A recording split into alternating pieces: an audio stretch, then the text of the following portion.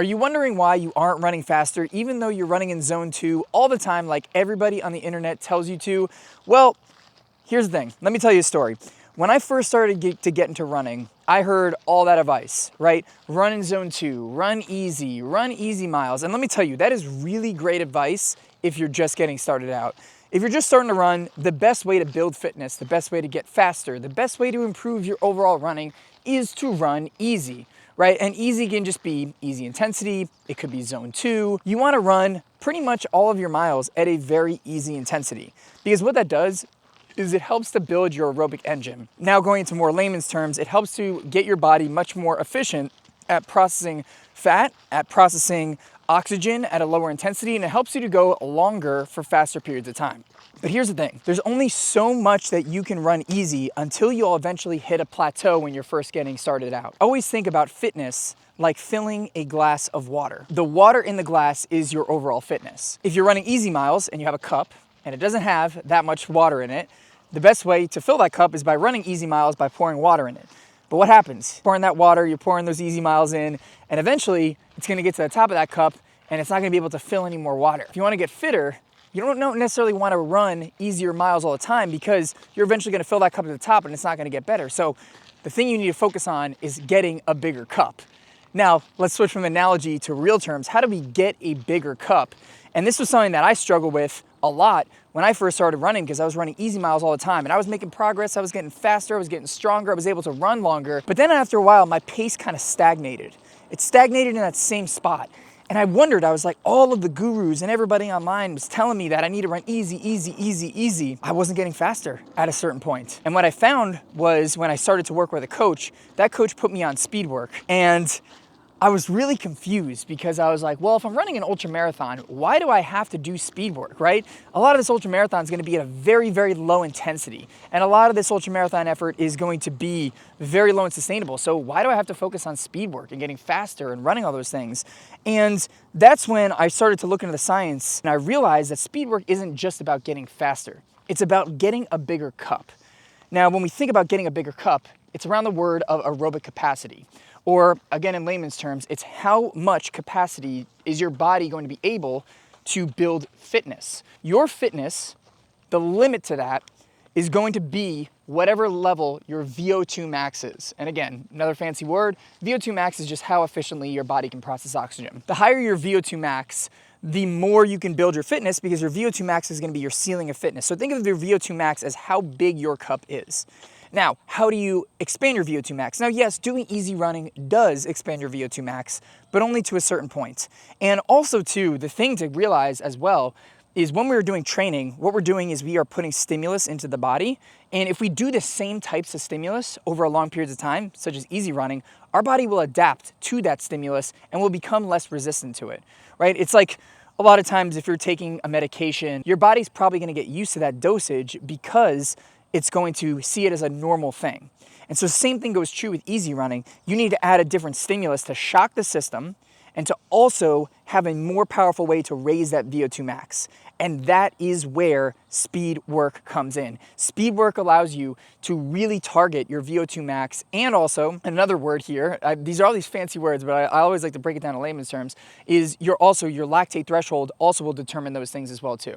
So VO2 max, as I mentioned before, is the upper limit of where your fitness can be, and that's how big the glass is. Now, to add a little bit of a weird thing into the analogy of the glass, right? Lactate threshold is like, imagine if there's a cup, right? The cup of fitness that you have, and in the cup there's a stopper, right? There's just like a stopper that's put in the cup at some certain point. That would be your lactate threshold. And in layman's terms for that, lactate threshold is the point where when you're running and you're pushing yourself, your body's going to be filling up with lactate, right? So think about like your muscles burning a little bit, think about like your body getting tired. And if you've ever been on a run and you're running really hard and all of a sudden like you can't control it, but you start breathing a lot heavier, your legs start getting really, really heavy and you start to just slow down naturally, that is your body having all this lactate build up in the system. And the threshold, the lactate threshold, is the point at which the lactate builds up, but your body cannot process it fast enough, so it forces you to slow down. So with your fitness, to go back to the analogy, your VO2 max is going to be the cup, and then the lactate threshold is going to be the stopper. So to go even deeper into that, your fitness can only rise to the level of how high your lactate threshold is. And so if your lactate threshold is higher, you can build more fitness too. And lactate threshold, if you have a higher lactate threshold, it allows you to go at faster paces for longer periods of time, because now you are delaying the part where your body is going to slow itself down when it has lactate buildup. And also too, what's super cool, even to get more a little bit nitty gritty into the science, raising your lactate threshold allows your body to handle more lactate there, but also it can help you to process lactate into energy a lot more. This is getting really deep into kind of energy processing and everything as such too, but those are the two concepts there too. And so we want to raise our VO2 max, we want to raise our lactate threshold, and one of the most effective ways to do that, probably the most effective way to do that, is by doing speed work. If you've never done speed work before, here's the biggest thing I will say. Don't just launch right into speed. You have to just ease your body into it. Just like when you first started running, we didn't go from 0 miles to 50 miles or 0 miles to 75 miles a week. You ease yourself into that because you want to avoid injury. And just like volume and mileage and everything as such too, we need to ease our body into speed work. Because here's the thing with speed. Speed recruits different muscles when you're running relative to when you are moving easy. When you are running easy, a lot of your impact, or a lot of the muscles that are used on your easy runs are going to be in your quads, are going to be in your glutes. And then the faster you go, the more you're going to be recruiting your calves, the more you're going to be recruiting your Achilles, the more you're going to be recruiting your hamstrings. So these muscles are worked a lot more. So because your body isn't used to recruiting those muscles as much more in running, you need to ease your body a lot into that as well too. On top of it all, speed work is also much more impactful on the body. So if you're running easy, about 2 times your body weight is coming back to you when you're running on flats. Think about if you're running faster, more of your body weight is coming down. You're having maybe about 3 to 4 times your body weight coming back up to you. Because of that, speed work can also be more risky from a bone and muscular impact perspective as well too. So that's why you want to ease your body into it. Now, what is the best way to ease your body into it? Well, today I'm going to tell you how to ease your body into it. What would be the step-by-step kind of way to start to integrate speed into your training program? And then we're actually going to go through a workout today that I would say once you kind of go through the preliminary basics of what you need to do before you go to speed work, like we're going to give you a checklist of what you should do before you do speed work. And I'll give you a workout that I like to suggest for athletes if they've never done speed work before to start their speed work journey. And we'll share a few more workouts on here at the end of 2 that I won't be doing here, you can use as you develop speed work into your journey as well too. First thing that I will say is you really want to make sure that you have a good solid base in terms of mileage. So with speed work, don't just go from not running for a while to jumping right into speed work. You need to run those easy miles first. Basically, the whole point of that intro wasn't knocking zone 2 or knocking easy running, because zone 2 and easy running is very, very, very important. But again, there's an upper limit of it in terms of, how much you can do before you're going to plateau. But if you have not squeezed all the juice out of the orange of fitness that you can have with easy running, keep squeezing that orange, right? Some signs that you'll see is if you start to increase your overall easy volume and you start to find that you're plateauing or not progressing, or you're just feeling like you're a little bit stagnant, that is probably a point where you're there too. Now, I will say, for the most part, most people, I like to see them around 4 to 5 hours a week consistently over the course of 3 to 4 weeks before we jump into speed work. And the longer the better, right? So if you can do that for longer periods of time and have at least 4 to 5 hours a week of running for 3 to 4 weeks plus, then you'll be in a good place to start to do this next step to see if your body's ready to speed work. And that's consistent volume, by the way. Like, I would rather have someone do 5 hours a week with 5 1-hour runs in a week than just doing 1 run a week at 5 hours, right? Because that's going to be a little bit riskier. Now, once you've had that easy run, before you dive into actual, like those, really sexy intervals that we're going to kind of talk about today, you want to implement some strides first. Now, strides, and we'll show you what they are because I like to do them as a beginning part of workouts, but strides are a very low risk, high impact exercise that are also a good way to assess your body's overall readiness for speed work while also giving you an adaptation as well. Studies do show that actually doing 15 to 30 second strides can actually have a meaningful impact on your VO2 max. So they're not like they're just like a little bit of tester stuff just to test the body out. They actually will develop some good fitness. There are also studies that show that it helps with running economy. If you do them on a hill, it helps with overall hill strength and power and development on there as well too. Strides are a great way to do it. So strides, what can you do and how do you implement them in? So I would say first maybe go to 2 times a week and then go to 3 times a week of doing strides. And on an easy run, what you'll do, I would try not to do them day after day. So like, let's just say you're running Monday, Wednesday, Friday. I would do it on there. I wouldn't do strides Monday, Tuesday, or Wednesday. I would break it up in between just in case you have any lingering soreness or anything. A good way to structure strides is you do your easy run, and then at the end of the run, what you're gonna do is 20 seconds at an 8 to 9 rate of perceived exertion, and then you're going to do 60 seconds of 2 to 3 rate of perceived exertion in between those as a recovery. Now, what's rate of perceived exertion? What your effort level is when you're running out there. Now, I like to go on effort over heart rate, which I guess is a whole other video that we can kind of talk about in a different time. But I always say too, speed work is definitely better to go on effort versus heart rate in the beginning, because you might not know what your heart rate zones are. And it's better to go off a feel just to kind of like see where your body's at before you get into splits and everything too, because you can go on mileage or you can go on heart rate, but we also want to gather those data points through rate of perceived exertion as well. So that's a good place to be. Again, rate of perceived exertion, 8 to 9 would be 8 to 9 on a scale of 10. So 10 is the highest effort that you can go. So 8 to 9 is just before all out. It's not quite all out, but it's just before all out. And then 2 to 3 is usually your very easy intensity. And so what you'll do with the strides is you'll finish your run, and then what you want to do is when you start the first set, or first rep, you want to accelerate slowly and hit that 8 to 9 RPE and then hold it for about 20 seconds. And then once you do that 20 seconds, you can back off, and you can walk this out. You can either walk or you can do a slow jog to get to that 2 to 3 RPE and do that for 60 seconds. And then once that 60 seconds is up, again, accelerate into that 20 seconds, hold that 20 seconds at 8 to 9 RPE, and then again, pull back, and then you can walk and or jog into it. Now, pro tip on this too, if you're doing intervals and you have a recovery period, it is okay to walk. It is okay to walk. You don't have to jog.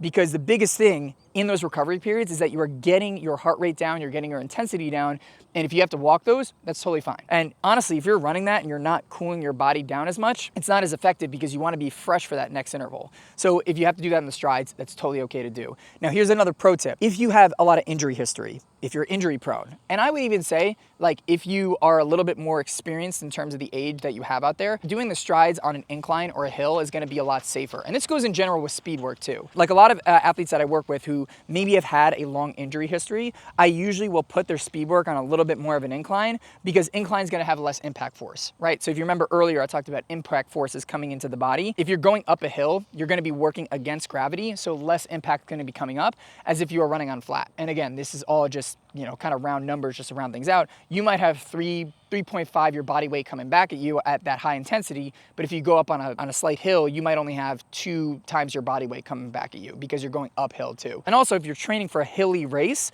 definitely do the strides on an uphill because it will help with your uphill development. If you go 3 days a week for 2 weeks with some strides, with no pain, no lingering aches, no soreness, you should be in the clear for speed work. Now, I will say, if you're in the mode with strides and you are getting a little bit of niggles, pain, anything as such too, first and foremost, you know, maybe back down on the days per week you're doing it.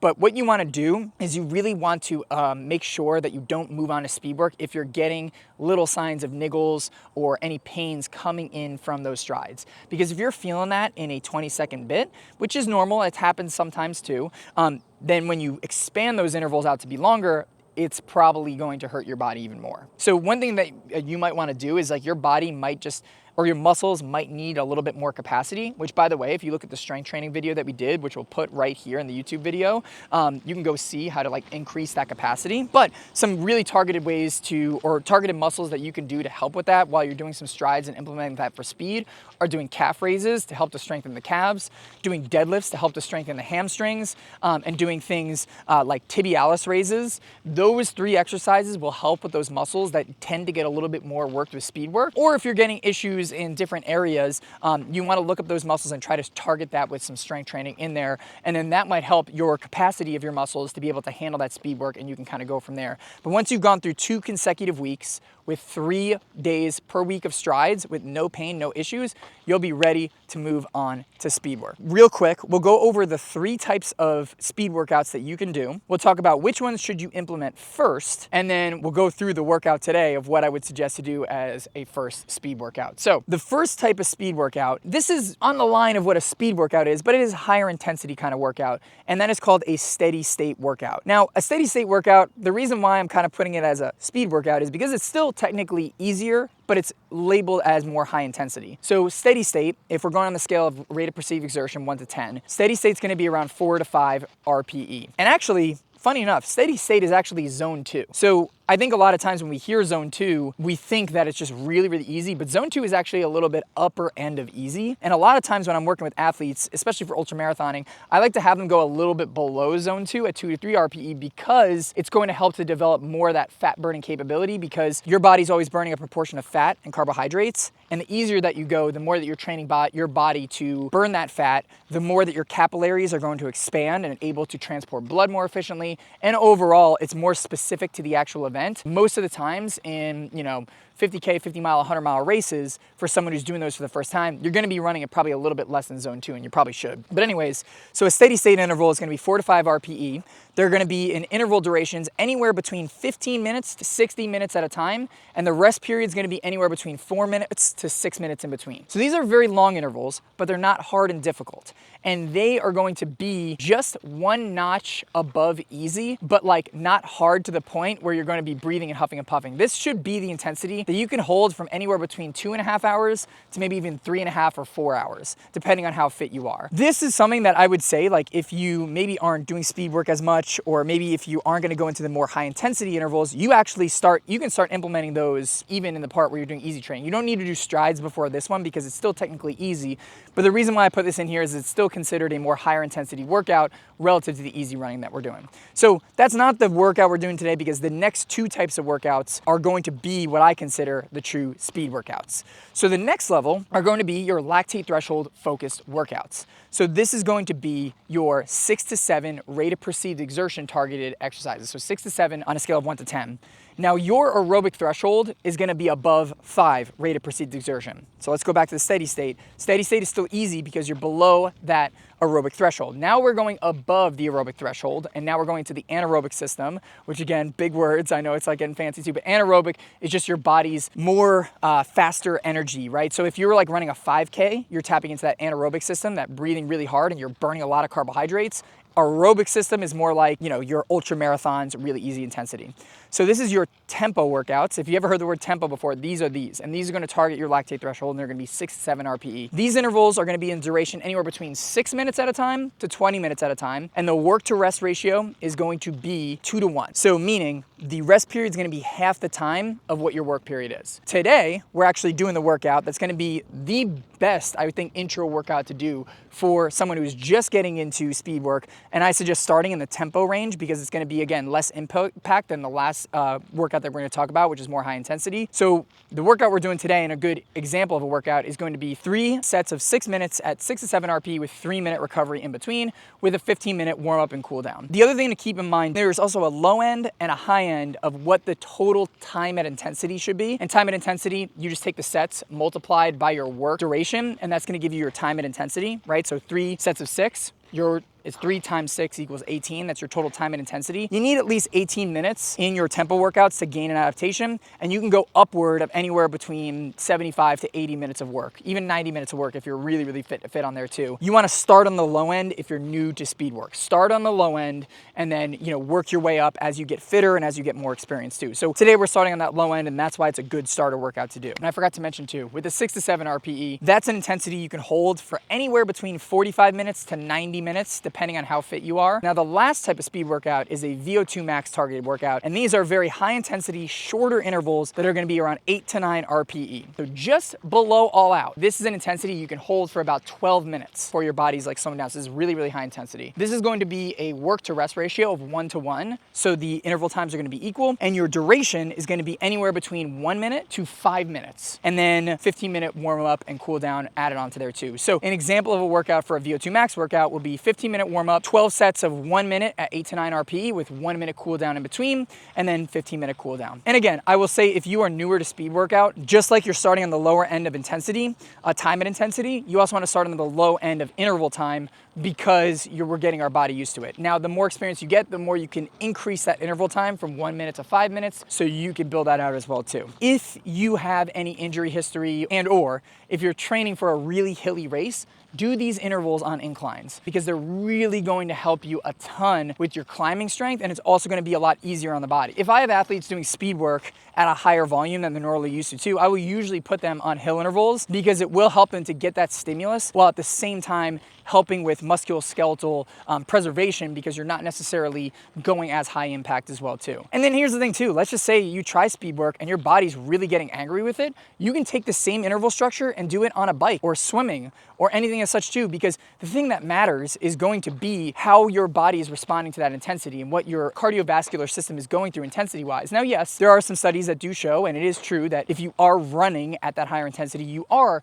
improving running economy. You are improving that overall fast twitch muscles that maybe you need to run a little bit faster. You are teaching your body to be able to run at higher speeds. So there is the benefit of doing it while running. But also at the same time, if I have some athletes who maybe are a little bit sensitive to speed work, and I have them do all their speed work on a bike, and that helps fine, and they get fit, and it's great. Anyways, that's a little bit crash course on how you can implement speed work right away. What you want to do to start things out: at first, you want to start maybe doing just tempo workouts. Do maybe 1 a week at first. Then the more experience you get, you can start to add 2 a week. Once you have done the 6 to 7 RPE stuff, then you can move on to the more higher intensity stuff. Now, if you go into a training block and you've done all these things before, this is like looking to the future now, you actually want to kind of flip it in reverse. You want to start your training block doing more VO2 max work, for an ultramarathon that is, more VO2 max work. Then you want to move to lactate threshold work in the middle of the block, and then to the end of the block, you want to do mostly high intensity and steady state work. Why? Again, let's think of the analogy. First of all, bigger cup, we expand the cup. We expand the lactate threshold, we expand the stopper, and then in that last part closer to the race, we're filling up that cup when we built all that capacity. You also want to think about least specific to most specific. When you think about an ultramarathon, 8 to 9 RPE is probably the least specific type of running that you can do in an ultramarathon, so you want to start with that later into the race, and then the closer you get, the more you want to get specific with it as well too. That goes into whole programming theory, which we can go into another time, but that's just something to look forward to in the future. So, start first with strides. You can even add some steady state work in there too. Then start to add in maybe 1 tempo workout a week. Try that for several weeks, and then if that works good, you can move up to 1 VO2 max workout a week and give that a try as well too. So today we're going to go through that workout that I mentioned before, just to give you some context. So we're going to do 15-minute warm-up around this track at 2 to 3 RPE. I'll do 3 sets of strides at 15 seconds. Because I'm doing this before the workout, I'm actually going to do the strides at a 6 to 7 RPE, because that's kind of the target on there. And then 3 sets of 6 minutes. I'm gonna do this at 6 RPE today. So this is my first speed workout in a while, and so I'm kind of testing the body to see like how it's been, because I did Tahoe 200 about a month ago, haven't done speed since then, trying to ease my body into that. So we'll do that at a 6 RPE today, which will still be effective. 3 minutes recovery in between, 2 to 3 RPE, and then a 15-minute cool down. We'll start ripping it on the track. Before these workouts, you want to get in carbohydrates. Again, I'm not sponsored by these guys. I just love their gels. I usually like to take a gel before, and I usually like to take one gel during, which I have somewhere in here. Somewhere in the belt. Actually might be in the car. Might be in the car. Anyway, whatever. We're pivoting it down. We've had a chaotic morning, by the way. My alarm didn't go off. Poor Tyler had to sit here and wait, and I was rushing to get things out. While you couldn't tell, we'll keep this in the video because I think it's funny. You couldn't be able to tell, but when I was going through all the speed stuff, I was clenching for my life not to go number 2. So before the workout, I told Tyler, I was like, we're gonna have some very gross content if I don't go. So I tried to look for a bathroom, couldn't find one. I had to hop in the car, I had to go to a gas station to go. And here we are. But guess what? We're doing it anyways. We're doing it. We're taking these carbs.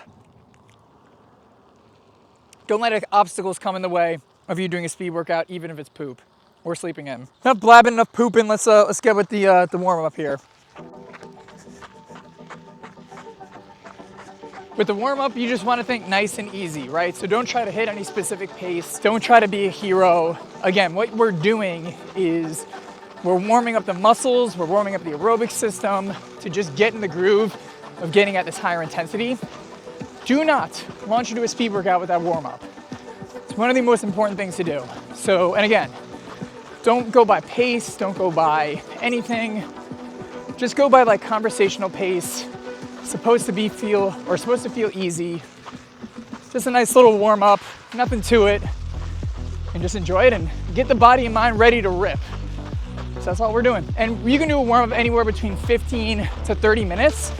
I would say this: if you have a warm up prescribed for maybe 15 minutes and you're still not feeling warmed up, I would say flex the warm up. So go to 20 minutes, go to 25 minutes. Maybe your body just needs some more time to wake up.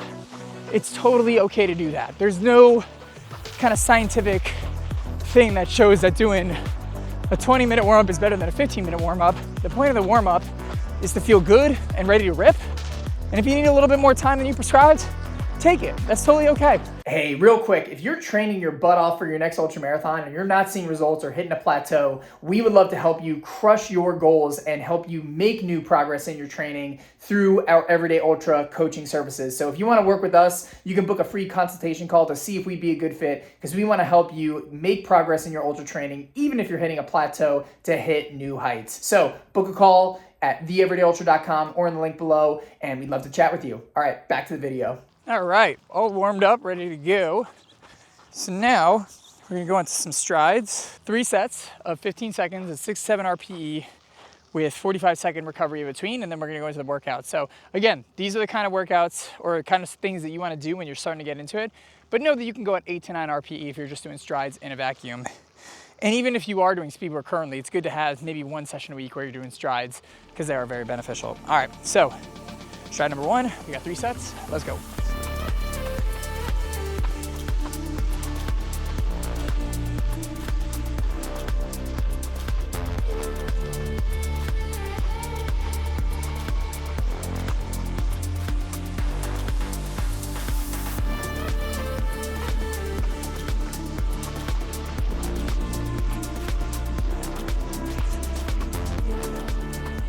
All right. Okay. Nice little cool down here. All right, 3, 2, first interval, let's go.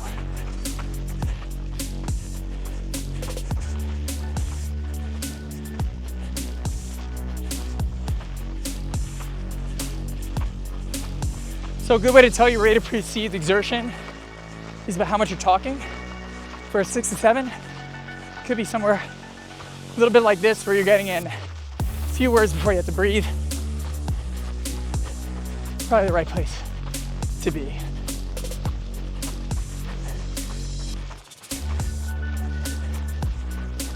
I'll do a whole video on that another time, but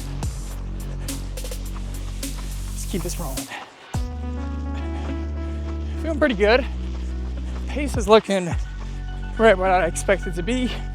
I think I did the warm up at 8:45, and right now it's like 6:45, 6:50. So, and then testing out the talking, and this seems pretty accurate.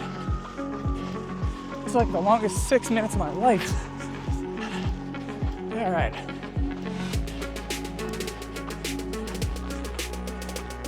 Easy day.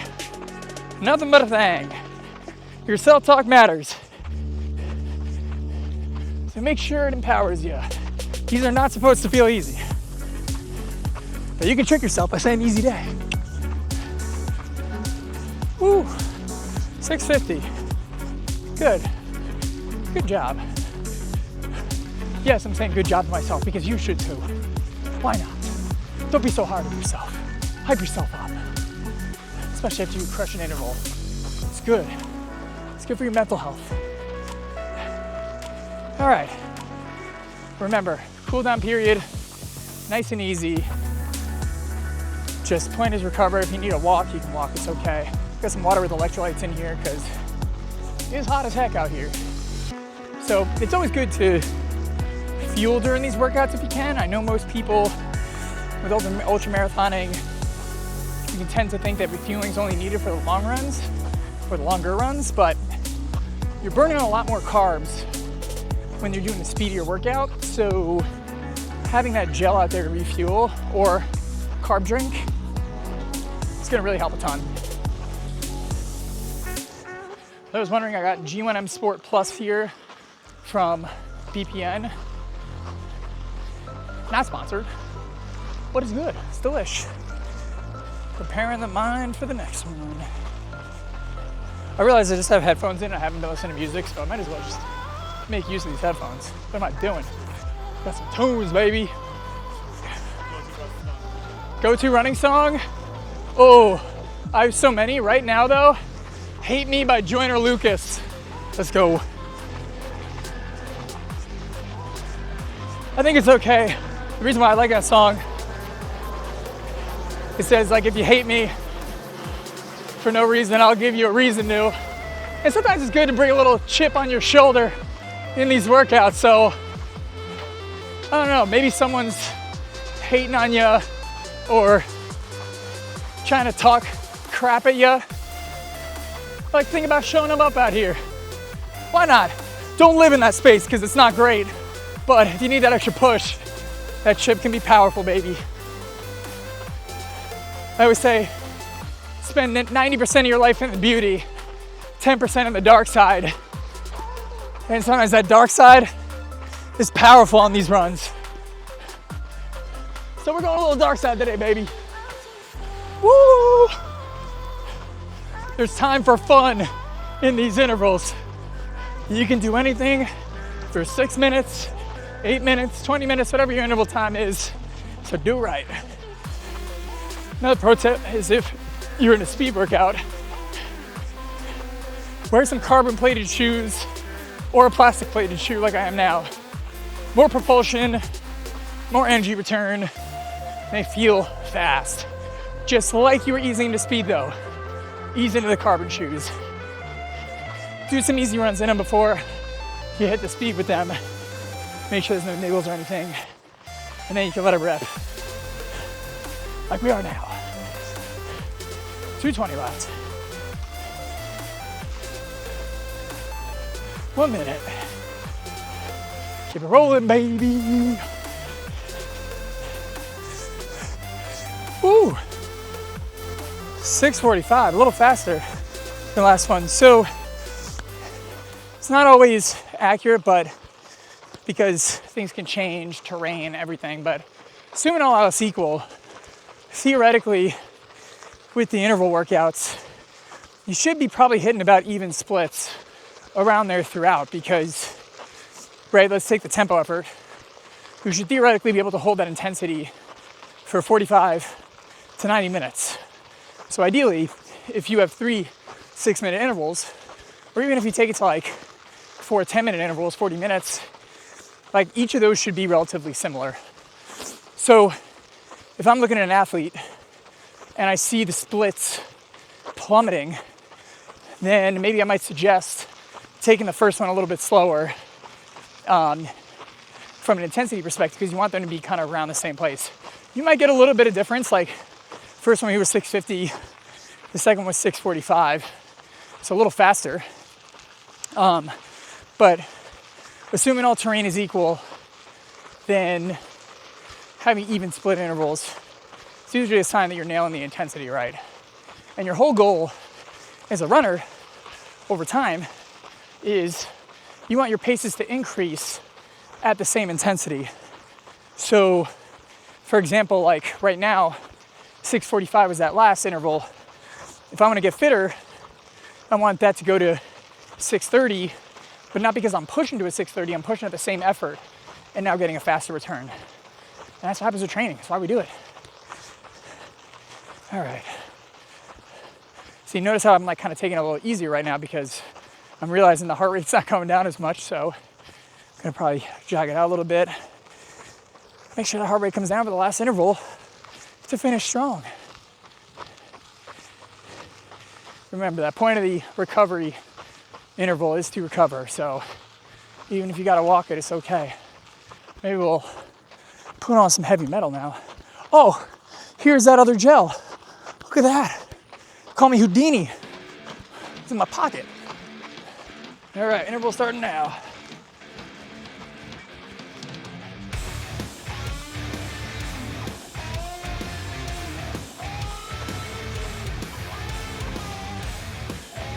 Change it to a song that, maybe we listen to a song, you're like, this is not doing it.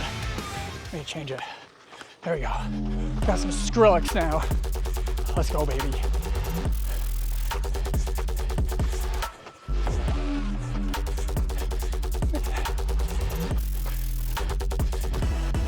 Last minute, baby, make it count.